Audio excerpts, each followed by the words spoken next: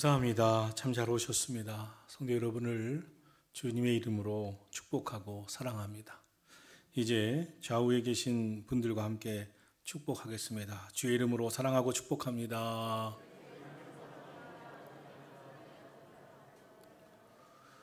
오늘 예배 가운데 하나님의 은혜가 임하시고 주의 영이 여러분의 마음을 평안케 하시고 소망으로 인도해 주시기를 주님의 이름으로 축원합니다.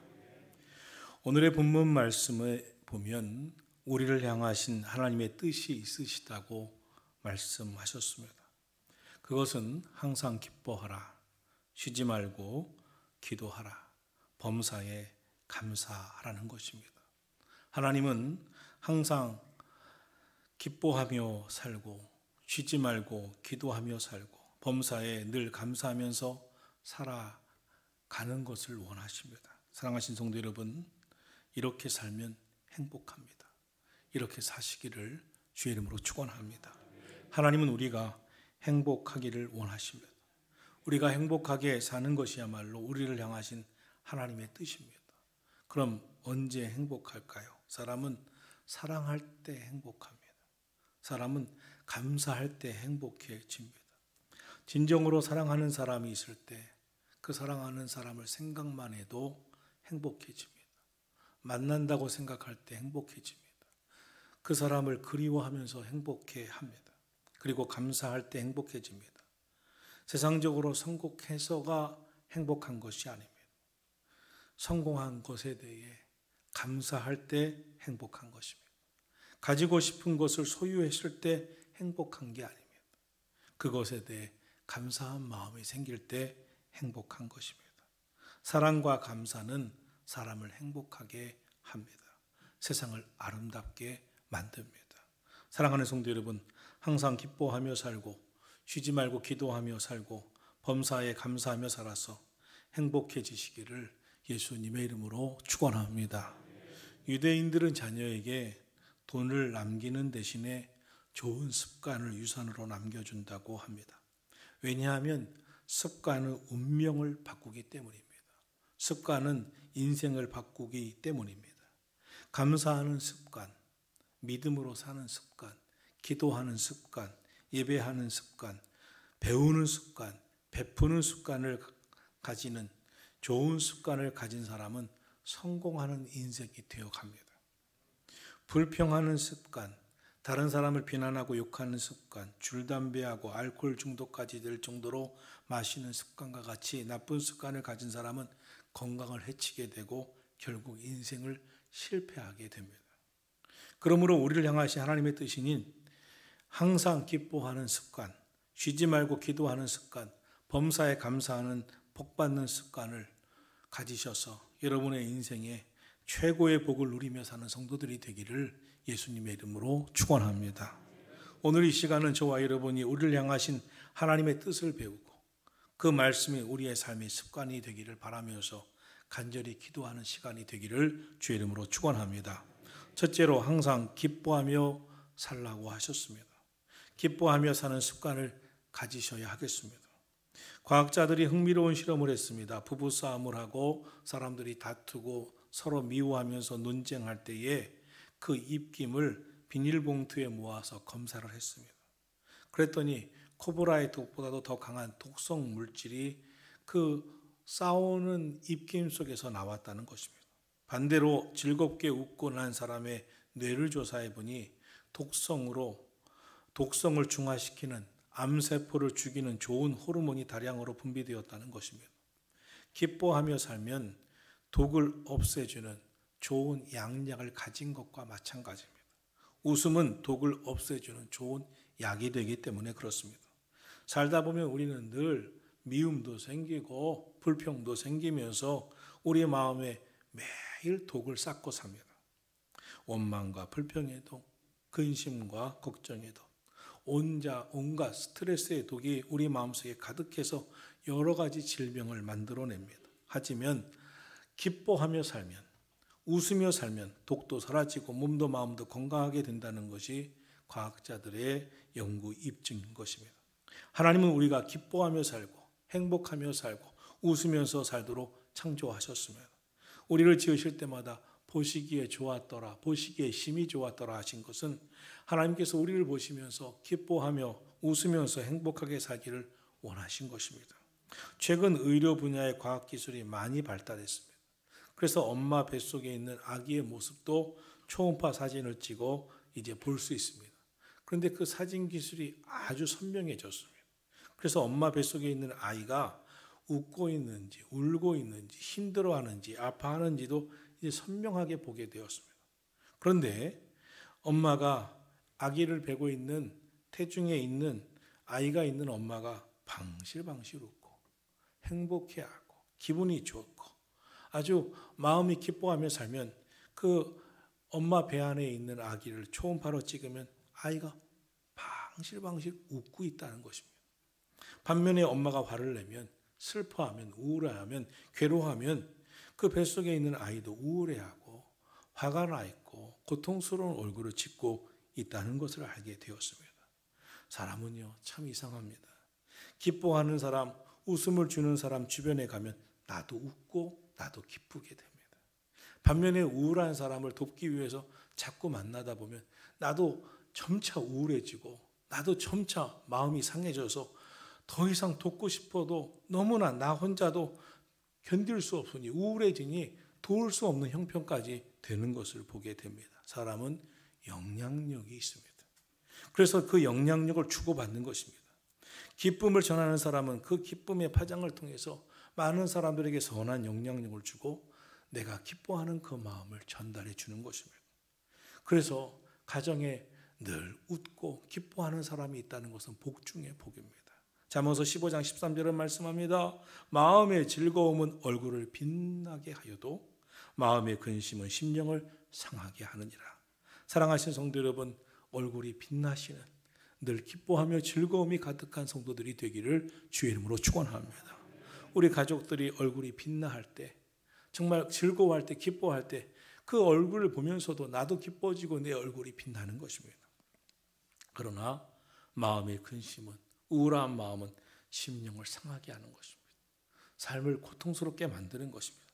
사랑하신 성도 여러분, 항상 기뻐하라는 말씀을 기억하고 살아가는 선한목자교회 교우들이 되기를 주의 이름으로 축원합니다. 하나님께서 우리가 행복하게 살기를 원하시기 때문에 항상 기뻐하며 살기를 원하시는 것을 기억하고 우리 모두 오늘도 기뻐하며 살아가기를 예수님의 이름으로 축복합니다. 이 세상에 많이 웃는 사람들이 있는데 많이 웃는 사람들 중에 제일 많이 웃는 사람들은 거의 어린 아기입니다.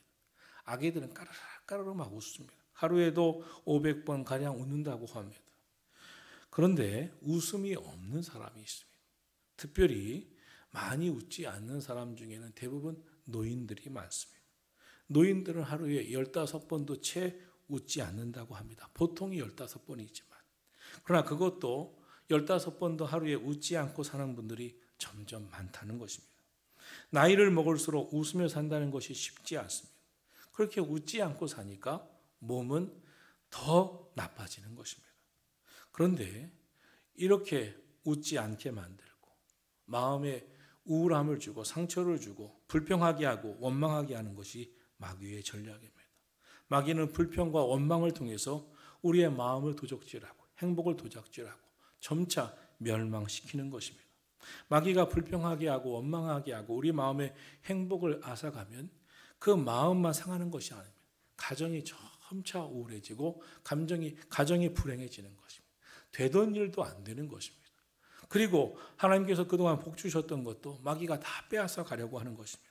마귀는 불평과 원망이 습관이 되게 하여 우리의 삶을 파멸시키고 마는 것입니다. 여러분, 불평과 원망 쉽습니다. 그러나 그것이 우리를 제일 괴롭히는 독이라는 것을 기억하고 불평하고 원망하는 성도 여러분이 아니라 항상 기뻐하며 사는 성도들이 되기를 주님의 이름으로 축원합니다. 사무엘상 16장 23절에 보면 악령이 사울에게 이를 때에 다윗의 수금을 들고 와서 손으로 탄즉 사울이 상쾌하게 낫고 악령이 그에게서 떠나더라 라고 기록되어 있습니다. 성경에 보면 사울 왕에게 귀신이 임합니다. 귀신이 이르러 이 사울 왕은 귀신 들린 후에 몸부림을 칩니다. 물건을 막 던집니다. 컵을 던집니다. 고함을 지릅니다. 그래서 궁중 안의 모든 사람들이 두려워하게 만듭니다. 귀신 들린 사람처럼 야단 법석이라 누구도 그 곁에 가지 못합니다. 무엇을 던져서 그를 해칠까 하기 때문입니다. 그때마다 찬양하는 다윗을 불러왔다는 것입니다. 그러면 다윗은 하프를 타고 찬양을 불렀습니다. 그렇게 다윗이 수금 하프를 타고 찬양을 부르면 귀신이 떠나갔다는 것입니다. 그러면 사울의 기분도 가라앉았다는 것입니다. 평안이 왔다는 것입니다. 사랑하시는 성도 여러분, 그러므로 성경 말씀을 인용해서 여러분 마음에 불평이 생긴다든지 원망이 나오려고 하면 이제 감사 찬양하시기를 주의 이름으로 축원합니다. 찬양하면 마귀가 떠나갑니다. 마음의 평안이 찾아옵니다. 찬양하면 불평이 떠나갑니다. 영혼이 잘된 같이 범사가 잘되고 강건한 복이 임하게 되는 줄 믿으시기를 주의 이름으로 축원합니다. 여러분, 우리 인생 여러 번 사는 게 아닙니다. 딱 한 번 삽니다. 아무리 건강해도요, 돈이 많아도요, 높은 자리에 앉았어도요, 내 말 한마디면 무엇이든지 할 수 있는 사람도 두 번 사람은 없습니다. 결국 우리는 단 한 번 살고 죽음 앞에 서게 됩니다. 대부분의 사람은 죽기 전에 다 후회를 합니다. 내가 내 마음에 너무나 미움과 분노로 살았어. 용서하며 살 걸. 아니, 좀 참고 살 걸. 너무 성질대로 살았어. 너무 많은 상처를 주었어. 너무 힘들게 했어. 너무 미워했어. 너무 갈등이 많았어. 왜 그랬을까? 이렇게 후회되고 살지. 좀 더 사랑하며 살 걸. 이렇게 후회한다는 것입니다. 예수 믿는 사람은 누굽니까? 이 세상의 삶으로 끝나는 게 아닙니다. 죽음으로 끝나는 것이 아닙니다. 그렇기 때문에 우리의 인생은 후회를 남기면 안 됩니다. 하나님 앞에 갈 때 잘했다. 착하고 충성된 종아. 선한 싸움 싸우느라 힘들게 왔구나. 잘했다. 믿음으로 이겨냈다. 고맙다. 주님 품에 안길 때 행복한 마음으로 안길 수 있는 저와 여러분이 되기를 주의 이름으로 축원합니다. 그러기 위해서는 우리의 마음 자세가 중요합니다. 이스라엘 백성들이 애굽에서 노예 생활 430년을 살아갑니다. 430년 노예 생활을 할 때 얼마나 비참했는지 막 울부짖습니다. 하나님 도와달라고. 그 울부짖음이 하늘에 닿았습니다. 하나님께서 모세를 택하시고 지도자를 보내셔서 이스라엘 백성들을 구원해 내셨습니다. 그때 그 기쁨이 얼마나 감격스러웠겠어요. 홍해가 갈라졌어요. 하늘에서 만나가 내려왔어요. 반석을 치니 물이 나왔어요. 그 놀라운 하나님의 기적을 보면서 매일매일 감격하고 감사하고 기뻐할 줄 알 것 같은데 그러지 않았어요. 저들은 430년 동안 애굽에서 종살이를 하다 보니 뼛속까지 생각이 부정적인 사람들이 되어버렸습니다. 기적을 수없이 경험하고 하나님의 능력을 경험했지만 출애굽한 그날부터 불평하기 시작합니다. 끊임없이 불평하고 또 불평합니다. 부정적인 생각에 꽉 사로잡혀 있었습니다. 결국 하나님은 그들을 이 광야에서 여호수아와 갈렙을 빼고는 장정 20세 이상의 남자들 아무도 가나안 땅에 들이지 아니하고 광야 40년 동안 다 죽고 그들 후손만 가나안 땅에 들어가게 되었습니다. 여러분, 혹시 오늘 우리가 믿음 생활 40년을 하면서 광야에 사는 이스라엘 백성들처럼 불평하고 원망만 가득해서 그들과 똑같은 삶을 살고 있지 않는가 돌아봐야 합니다. 결실의 계절, 감사의 계절입니다. 우리 마음을 점검하고 신앙을 점검해 보시기를 주의 이름으로 축원합니다. 시편 37편 4절은 말씀합니다. 여호와를 기뻐하라. 그가 내 마음의 소원을 이루어 주시리로다. 주님 안에서 기뻐하고 기도하면 주님께서 우리의 마음의 소원을 이루어 주신다고 약속하셨습니다. 정말 여호와를 기뻐하십시오. 여러분 마음에 기쁨으로 찬송하시고 기쁨으로 기도하시고 기쁨으로 믿음 생활하셔서 하나님이 여러분 마음의 소원을 이루어 주시는 복된 인생이 되기를 예수님의 이름으로 축원합니다. 둘째로 쉬지 말고 기도하며 살라고 하셨습니다. 이것이 그리스도 예수 안에서 너희를 향하신 하나님의 뜻이니라고 하셨습니다. 여러분 기도를 쉬지 마시기를 바랍니다. 성경은 항상 기도하라, 쉬지 말고 기도하라, 기도를 쉬는 죄를 범하지 말라 이렇게 말씀하셨습니다. 그렇게 말씀하시는 이유가 있습니다. 기도할 때 하나님이 도우시기 때문입니다. 기도할 때만이 하나님이 도와주실 수 있기 때문입니다. 우리들의 삶의 배후에는 하나님의 섭리하심이 있습니다. 그래서 오늘을 살아가는 나도, 여러분의 건강도, 여러분 가정도, 여러분의 생활, 여러분 자녀들도, 사업장도 모두 다 우리 눈에 보이지 않지만 하나님의 손길이 미치는 것입니다. 하나님의 뜻대로 역사하시는 것입니다. 하나님이 역사하셔서 도와주셔야 하는 줄로 믿습니다. 사람이 마음으로 자기 길을 계획할지라도 그 걸음을 인도하시는 분은 여호와 하나님이신 줄로 믿습니다. 여호와 하나님이 도와주시고 역사해 주시기 위해서 우리는 깨어 기도하고 쉬지 말고 기도하고 기도를 쉬는 일을 범하지 말아야 할 줄로 믿습니다. 오늘 우리가 예배드리지만, 오늘 우리가 찬송 부리고 기도하지만 분명 은혜 받게 하시고 마음에 평안 주시고 또 감동하시고 응답의 확신이 생기고 마음에 감화 감동하시게 하시는 것은 하나님께서 하늘 문 열어 역사해 주셔야 되는 것입니다. 하나님이 은혜 부어주실 때 우리 마음에 은혜가 임하고 예배도 하나님이 받으시는 예배가 되고 기도도 응답이 있는 줄 믿으시기를 주의 이름으로 축원합니다. 성경에 보면 이스라엘 백성들이 아말렉과의 전쟁을 합니다. 모세는 여호수아와 젊은 군사들을 군대 조직해서 들에 내려보내 전쟁하게 하고 자신은 높은 산에 올라가 손을 들고 간절히 기도합니다. 이 전쟁은 희한하기를 모세가 손을 들고 기도하면 전쟁은 승리하고 모세의 팔이 내려와 쉬면 이 전쟁은 패배하게 됩니다. 그러자 아론과 홀이 모세의 양쪽에서 한 발씩 잡고 모세의 기도가 쉬지 아니하도록, 모세의 팔이 내려오지 아니하도록 기도할 때 이 전쟁을 완전히 승리하게 되었습니다. 성경이 이 말씀을 기록한 것은 우리는 성도들은, 하나님의 백성은 사람의 힘만으로 사는 것이 아니라는 것입니다. 사람의 힘만으로 일은 되어지는 것이 아니라는 것입니다. 아무리 지혜가 있어도 아무리 노력해도 사람의 힘만으로 되는 것이 아님을 믿으시기를 주의 이름으로 축원합니다. 하나님이 도우셔야 되고 기도할 때 하나님이 역사하시는 것이기에 기도해야 하나님이 역사하시고 도우셔서 이루어짐을 말씀하는 줄로 믿습니다. 사랑하신 성도 여러분, 기도하시기를 바랍니다. 오늘 6.25 동란 중에도, 한국 전쟁 중에도 탱크 앞에서 예배드리고 기도했습니다. 그때에도 성만찬을 했습니다. 그리고 전쟁에 나가지 않은 백성들은 저 부산의 낙동강 밑에 이제 아직까지 우리 대한민국이 지키고 있는 그곳에 교회에 모여서 깨어 기도했습니다. 기도를 쉬지 않았습니다.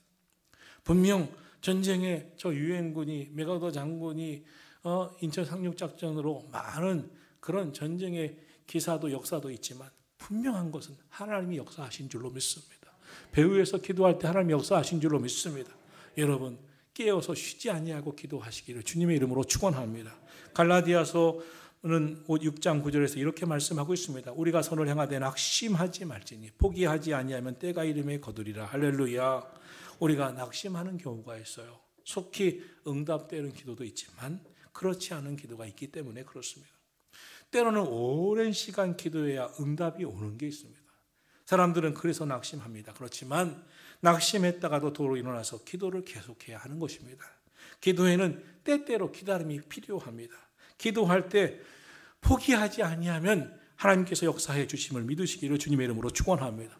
우리 깨어 기도하시되 쉬지 말고 기도하시되 그리고 포기하지 마시고 때때로 기도는 시간이 필요함을 기억하고 응답받기까지 하나님 역사하실 것을 믿고 기도를 쉬는 죄를 범하지 아니하기를 예수 그리스도 이름으로 축원합니다.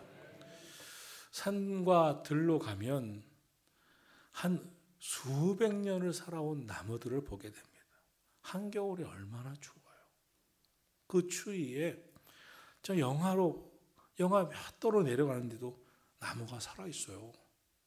한여름에 비가 오고 또 태풍이 불면 천둥번개가 치고 벼락이 쳐도 그냥 거기에서 견디어서 수백 년을 버티는 나무들을 봅니다. 참 나무집만 대단하다, 존경하다라고 말하고 싶어요.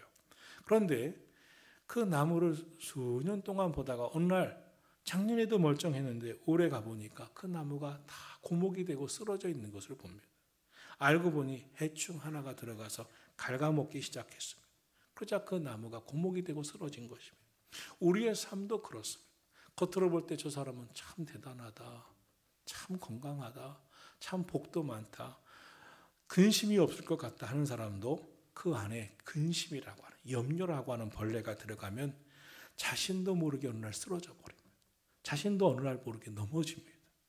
믿음이 있는 것 같고 문제가 없는 것 같은 사람인데도 우리의 심령을 갉아먹는 해충 같은 염려와 근심이 들어오면 언젠가 곧 갑자기 순식간에 거꾸로지는 것이 인생입니다. 그러므로 염려와 근심을 처리해야 됩니다. 그런데 성경은 이렇게 말씀하고 있습니다.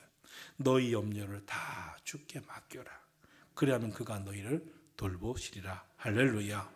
빌립보서 4장 6절은 말씀했습니다. 아무것도 염려하지 말고 오직 다만 모든 일에 기도와 간구로 너희 구할 것을 감사함으로 하나님께 아뢰라, 기도하라.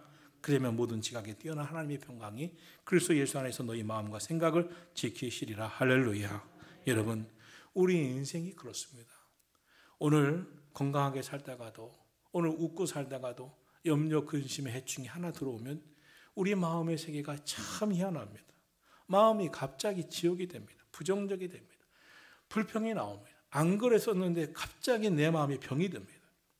마음이 죽을 것 같고, 이 불행한 마음에서 헤어나지 못할 것 같고, 불안하고 막 좌절되고 절망이 됩니다. 그때마다 예수 그리스도 이름으로 기도하셔야 됩니다. 주님의 십자가 앞에 나오셔서 기도하셔야 됩니다. 주님의 보혈로 우리 마음을 씻어달라고, 닦아달라고, 깨끗하게 해달라고, 예수 안에서 소망 달라고 기도하시기를 주의 이름으로 축원합니다. 기도를 쉬지 마시기를 바랍니다. 행복하게 살기를 원하십니까? 매사를 부정적으로만 보면서 불평과 불만 그리고 원망하면서 살아가는 어리석음에서 벗어나게 해달라고 기도하실 수 있기를 주의 이름으로 축원합니다. 행복하게 살기를 원하십니까?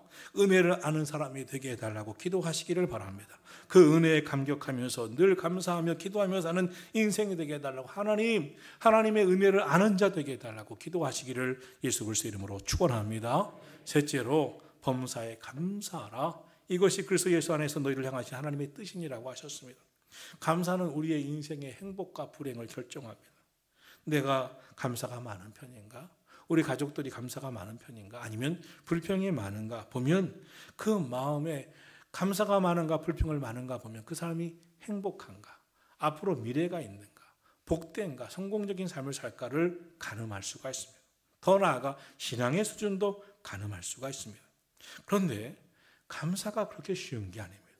오늘 성경은 말씀합니다. 범사에 감사하라. 범사가 무엇입니까? 좋을 때나 슬플 때나 행복할 때나 불행할 때나 언제나 감사하라고 하는 것인데 쉬운 게 아닙니다. 건강할 때 감사할 수 있을 것 같은데 건강을 잃으면 감사하기가 쉽지 않습니다. 합격했으면 감사할 수 있을 것 같은데 떨어지면 감사하기가 어렵습니다. 그러나 성경은 뭐라고 말씀합니까? 범사에 감사라고 말씀하고 있습니다. 좋은 환경이라고 감사가 나오는가? 한번 생각해 보세요. 아닐 겁니다. 사람들은 좋은 환경이 펼쳐지면 감사의 생각을 했을 것이고 지금 나는 어렵기 때문에 감사를 못한다고 생각하지만 실제로 돌아보면 그렇지 않습니다. 감사는 조건에 충족해서 오는 게 아닙니다. 내가 어떻게 받아들이는가, 무엇을 깨닫는가에 따라서 달라지는 것입니다. 어떤 사람이 지금 잘 대접을 받고 있습니다. 그때 옆에서 보면 나도 대접받으면 감사할 것 같은데, 그런데 감사를 하느냐 아닙니다. 대접받으면서 불평하는 사람도 있고 어떤 사람은 잘 베풀어주면서도 감사하는 사람이 있습니다. 받는다고 감사하는 게 아닙니다. 감사는 원망, 불평은 다 마음에서 나오는 것입니다. 사랑하시는 성도 여러분, 우리의 마음을 주님이 붙드시고 치유하셔서 하나님, 내 마음이 불평하는 마음이 아니라 원망하는 마음이 아니라 범사에 감사하는 마음이 되기를 기도하시기를 주님의 이름으로 축원합니다. 교만한 마음이 있으면 참 감사가 안 돼요. 상처가 많으면 감사가 안 돼요. 열등의식이 많고 자기중심적이고 비교의식이 많은 사람은 일평생 불행하게 살기가 쉽습니다. 병든 마음은 감사가 나오지 않기 때문입니다. 감사가 나오지 않는 삶은 삶이 행복할 수가 없기 때문에 그렇습니다. 그러므로 우리는 감사도 습관이 되도록 훈련하셔야 됩니다. 평범한 일상에서 감사하지 못했던 우리들 아니었습니까? 그런데 코로나19와 함께 지금 어떻게 말합니까? 일상이 감사한 것이었다. 그 일상으로 돌아가기만도 원한다. 이렇게 말하고 있습니다. 너무나 당연했기 때문에 일상이 감사하지 못했습니다.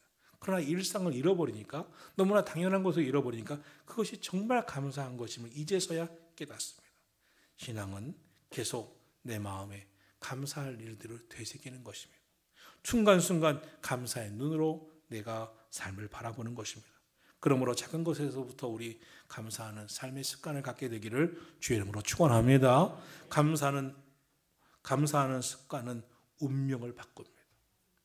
습관이 운명을 바꾸는 겁니다. 감사하는 습관을 가진 사람은 성공하는 인생이 됩니다. 불평하는 습관을 가진 사람은 실패하는 인생이 되기가 쉽습니다. 축복된 인생은 축복된 습관을 가지고 있습니다.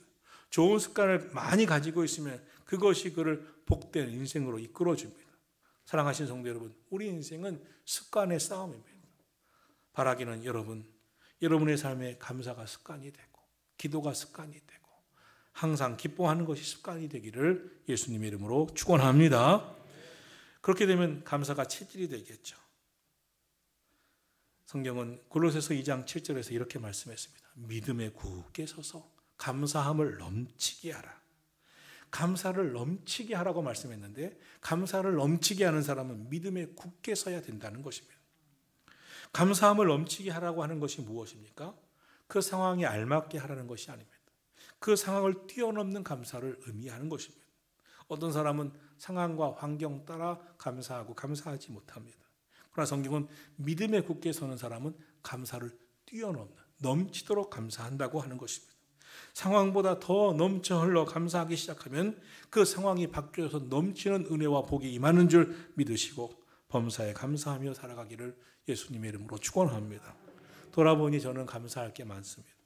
저희 선친은 제가 14살 때 일찍 돌아가셨지만 참 찬송 부르는 걸 좋아하셨습니다. 그래서 늘 집에서 찬양을 부르셨습니다. 반주도 잘 하시면서 교회 가면 찬양을 좋아하셨고 또 이 피아노 치면서 노래하는 걸 좋아하시고 특별히 찬송가를 많이 부르셨습니다. 우리 교회에서 찬송가를 부를 때 다양한 찬송을 부르는 것을 느낄 겁니다. 예배 때. 제가 다양한 찬송을 부를 수 있게 된 것은 어려서부터 우리 아버지가 다양한 찬송을 계속 불러줬기 때문에 어려서 배운 겁니다.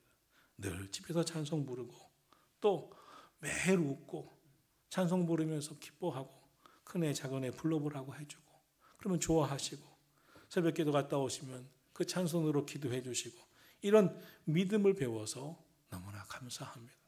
아버지가 일찍 돌아가셔서 매우 가난했지만 저희 어머니는 힘들게 사시면서 환경에 원망도 많았지만 기도를 많이 하셨습니다. 기도로 사셨습니다. 어머니의 기도를 배운 게 또 너무나 감사합니다. 교회를 목회하면서 살다가 어려움 중에 개척교회를 시작하게 됐습니다. 개척교회 하면서 하나님의 기적을 많이 보았습니다. 사랑하는 성도들의 열심도 믿음도 보았습니다.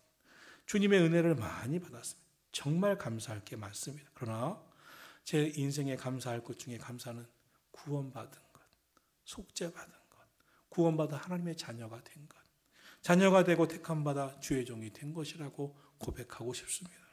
예수님께서 나를 위하여 십자가를 지셨기에 나의 죄, 나의 허물 사해 주셨습니다. 십자가의 그 사랑 때문에 나는 오늘도 이 자리에 있는 줄로 믿습니다. 십자가의 그 사랑이 최고의 사랑이고 나를 새롭게 하신 줄로 믿습니다. 사랑하신 성도 여러분, 누가 범사에 감사할 수 있나요? 바로 섭리시상을 가진 사람입니다. 지금 나에게 일어난 모든 일을 그 상황으로 보지 아니하고 하나님의 섭리로 보는 신앙인들이야말로 받아들이기 어려운 일도 믿음으로 받아들이면서 이것은 삶은 우연이 아니야.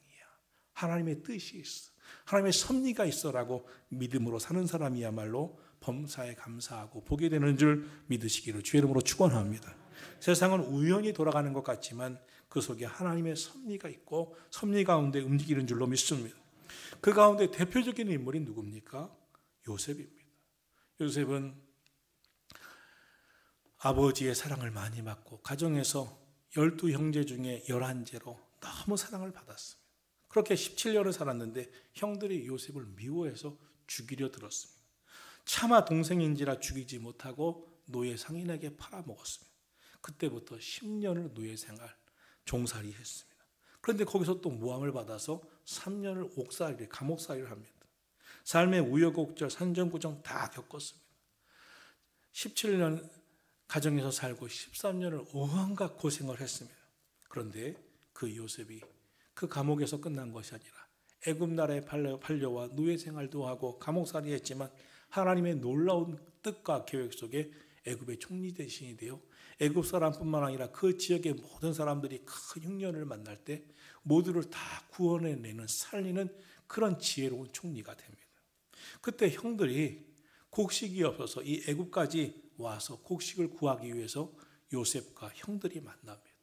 그때 요셉이 이렇게 말합니다. 형님들, 당신들은 나를 해하려 하였으나 하나님은 그것을 바꾸사 선으로 바꾸사 오늘과 같이 많은 백성을 구원하게 하시려 하셨나이다. 하나님이 나의 삶에 임한 그 불행을 선한 것으로 바꾸어 주셔서 오늘에 이르게 하셨습니다. 그 형들, 자기를 죽이려 하고 노예로 팔아먹은 형들을 향해서 원망하지 않았습니다. 오히려 하나님의 섭리라고 말하고 있습니다. 섭리 신앙은 자기 삶에 일어난 것들을 그대로 보는 것이 아니라 믿음의 눈으로 재해석하고 하나님의 뜻을 무엇인가 생각하면서 하나님의 뜻으로 우리 인생을 돌아보는 것입니다. 그것을 믿음의 눈이라고 말합니다. 믿음의 눈을 가지면 모든 삶이 하나님의 역사하심이 있습니다. 하나님의 역사하심을 깨닫고 하나님의 섭리신앙을 가진 사람은 이 고백을 합니다. 로마서 8장 28절입니다. 우리가 알거니와 하나님을 사랑하는 자 곧 그의 뜻대로 부르심을 입은 자들에게는 모든 것이 합력하여 선을 이루느니라. 할렐루야. 모든 것이 합력하여 선을 이루느니라. 섭리신앙은 주어진 상황이나 사건에서 내 인생을 성급하게 결론 내리지 않습니다. 이해가 안 되고 답답한 현실이지만 그 속에 모든 것이 합력하여 선을 이루시는 하나님의 섭리가 있다고 믿고 기도하는 것입니다. 사랑하시는 성도 여러분, 대개 하나님의 섭리는 우리의 생각보다 천천히 진행되어 갈 때가 있습니다. 그래서 사람들은 쉽게 시험 듭니다. 급해서, 마음이 성급해서 빨리빨리 하기 때문에 자기 중심적으로 해석하고 상처받고 시험에 듭니다. 그러나 이 세상은 내 생각이나 내 고집대로 돌아가는 게 아닙니다. 하나님의 뜻 가운데 이루어져 감을 믿으시기를 주의 이름으로 축원합니다.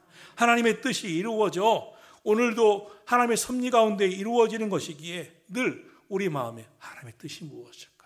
합력하여 선을 이루어 가실 하나님의 뜻은 무엇일까? 기다리면서 믿음으로 바라보고 하나님을 의지하는 신앙생활 하시기를, 그래서 섭리신앙을 믿으시기를 주의 이름으로 축원합니다. 내 생각대로 되지 않아도 내 삶이 하나님의 섭리 안에 있다는 것을 굳게 믿고 하나님 범사에 감사하겠습니다.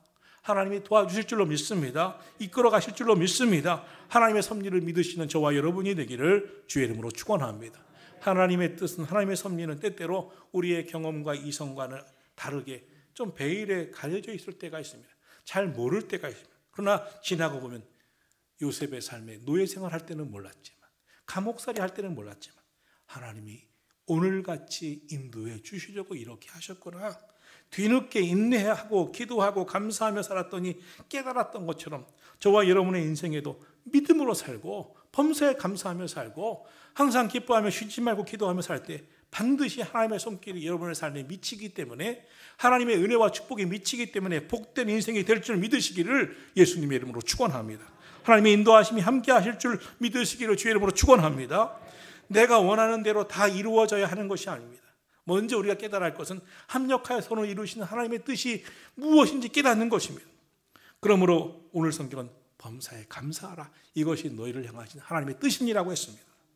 이 현실을 보고 원망하지 말아라. 불평하지 말아라. 하나님의 뜻이 이루어질 것을 못 믿고 의심하지 말아라. 범사에 감사하라. 이것이 너희를 향하신 하나님의 뜻이니라.